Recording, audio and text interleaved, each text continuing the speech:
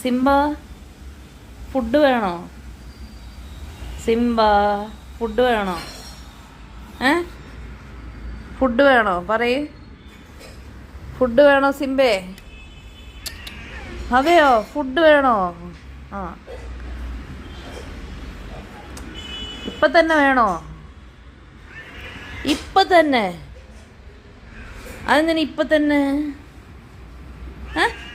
ഇപ്പൊ തന്നെ കഴിച്ചാൽ കൊള്ളാവോ? കുറച്ച് മുമ്പല്ലേ ഫുഡ് കഴിച്ചു. അങ്ങനെ പറഞ്ഞാൽ ശരിയാവില്ല. അത് തടി വയ്ക്കും, പിന്നെ ഇതൊക്കെ ഇപ്പം നമുക്ക് പ്രശ്നമാവും, കാല് വേദനയൊക്കെ എടുക്കും. ഇത്ര ഫുഡൊക്കെ നമ്മൾ കഴിച്ചാൽ കൊള്ളാം? സിംബേ ഫുഡ് വേണോ? ഒന്നും കൂടി പറ.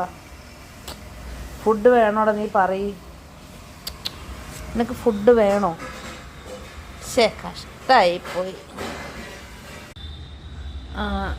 സിംബ ഇങ്ങനെ എത്തി വലിഞ്ഞിട്ട് എന്നോട് ഫുഡ് ചോദിക്കുന്ന ഒരു വീഡിയോ എടുക്കാൻ വേണ്ടി ഞാൻ ട്രൈ ചെയ്തിട്ട് അതെടുക്കാൻ പറ്റിയില്ല. പക്ഷേ അവനോട് സംസാരിക്കുമ്പം അവൻ ആന്നൊക്കെ ആൻസർ പറയും.